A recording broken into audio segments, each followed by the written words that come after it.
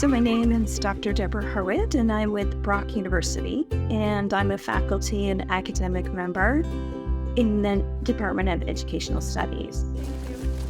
I particularly work with really young children, so, birth to about grade 3. And when you think about young children and how they learn, it's all through curiosity. When I was going out, I thought a fish was sleeping. They're curious about the world. They want to explore the world. They want to touch and feel and make sense of the world. So it's just a natural element of being in the world. How does it look today? Is it moving fast? Is it moving slow? What do you think? Fast. Fast. It just makes sense to really examine curiosity and then blend it with the outdoors and think about what is it about the outdoors that offers really specific and kind of unbounded opportunities for curiosity to blossom for young children. So one of their programs is a forest Hindi program. I brought this idea to them several years ago because I really wanted to kind of bring that idea of forest schools to our campus. And they're great to partner with. They're always game to try out new and exciting kind of pedagogical principles. So they were really engaged with the idea of letting the forest kind of lead children's learning. What kind of animals are in danger if we're in a forest fire? You don't know. Deers. Deers, yeah. I'm going to bump into you. In our forest? Do we have lions in our forest? Yes. Come on. Trick ya. I know you tricked me. So again, being out immersed in the woods, letting children have the agency to kind of follow their interests, develop all of the holistically, because you are out there, you're watching them, they're engaged physically, mentally, emotionally, socially, as well as, their thinking skills and their cognitive skills. So they were really a great group to partner with because they really believed in the philosophy. They really believed in reconnecting children to nature.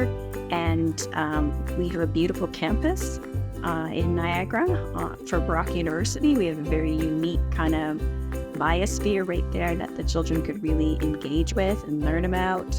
And Rosalind Blauer was very vested from the very get-go. They were very interested in the idea. I'm Suzanne Robitaille. I'm a registered early childhood educator and a forest school practitioner. So today we have set up some art, so painting with watercolor paints, and we have a tether line for balance and core strength. And we also have some tree blocks that we made ourselves and some little fairy dolls for dramatic play. I'm not even falling I know, this you're time. doing great. Right till the word stops. We have an interesting split this year. It's 5 girls and 3 boys. So the dramatic play things like fairy dolls are big for girls. But they all kind of enjoy it and they all like to do art. The tether rope is kind of a new thing that we're trying out. As the year progresses, we get to do more and more risk-inspired things. Sometimes they just get an idea in their head. It's gonna rain. Maybe later, yeah. Yesterday we stopped and listened to the birds and tried to see different ones because they're starting to come back. So it all depends on what they notice, what they see. When we had the snow, there was tons of tracks from different animals, so that really inspired them. The walk was very long to get here because we had to stop for every track and decipher if it was a dog or a coyote or if it was a mouse or a vole. It was fun. I think what's really beneficial about the forest is that it is so open. So it's not bounded. Like there's no scripts out there. So if you think about a toy, typically a toy is defined by an adult that's created with some expectations. A truck looks like a truck. Children tend to play with it like a truck. But if you think of a stick or a pine cone or a tree even, there's no embedded expectations of what that could be. So for children, it just kind of unleashes their imagination and curiosity. The stick can be absolutely anything. We've seen it as, a magic wand, a seatbelt, a dump truck. It can be part of their walls that they build when they build their den. So there's just something about the outdoors that it's not scripted. The materials are typically loose parts that they can manipulate any which way they want. And it really fosters that opportunity for kids to be, follow their interests, but, and really kind of use their curiosity to kind of direct their activities. I think that we should place more of an emphasis on curiosity. Children should have a chance when they're learning to really use their questions. So they have questions about the world. They have questions of how things work. They have questions about, why is this hill deteriorating after the rain? So those are the kind of things that we want to tap into as educators. So we have the children's inquiry questions and we follow their leads based on their curiosity. Because what happens with curiosity is part of the cycle of, inquiry. Yes, they're curious, they have questions, but really when you think about it, it's almost like the scientific method.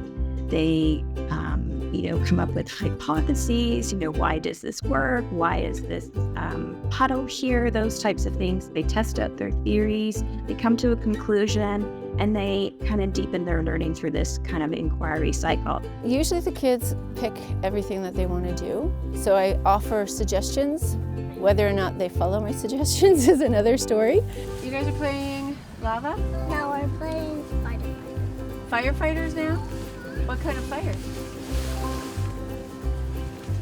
What kind of fire? A building fire, a forest fire? A forest fire? Oh my goodness. Quite often we have votes on where to go in this forest because we have a lake. So sometimes we go there, sometimes we choose a hike instead of camp. So we get to try different things. And the kids are the ones that make the choices and do the voting. Once upon a time on this land called lived the First Nations people. They learn a lot about teamwork. They learn a lot about the environment. We do the land acknowledgement every time we come out, and they are learning to respect the land. Sometimes I learn about different animals from them because they dig things up that I wouldn't dig up. Don't touch it. I love bugs, but I'm not one for the slimy stuff. So we've learned about all different kinds of salamanders while we've been here. Each kid is different and you just learn something different from them. It's kind of neat. They have brilliant minds and brilliant questions, and it's fun just to follow, and I don't give them the answers. We usually just make theories on their ideas and how things happen and why things happen. If they're really determined that they need to know the exact why, when we go back, we'll go on the tablet and we'll search it up on Google and see what it is, that kind of thing. But usually they make their own choices, they make their own ideas, and they just figure it out. I think the other aspect of curiosity is it's kind of coupled with creativity. So there's this wonderful thing that happens, creative solutions, problem solving. And so there's this really nice kind of nexus that happens if we really focus on the children's curiosity and then we allow them the space and the time to come up with these creative solutions. Then, that's what we need in the world. We need creative solutions going forward. I think it's a great program, and I think kids learn a lot. I know I learn different things each year from the children because each year is different. So I think if a child gets an experience to do this, I think they really should. The Agenda with Steve Paikin is made possible through generous philanthropic contributions from viewers like you. Thank you for supporting TVO's journalism.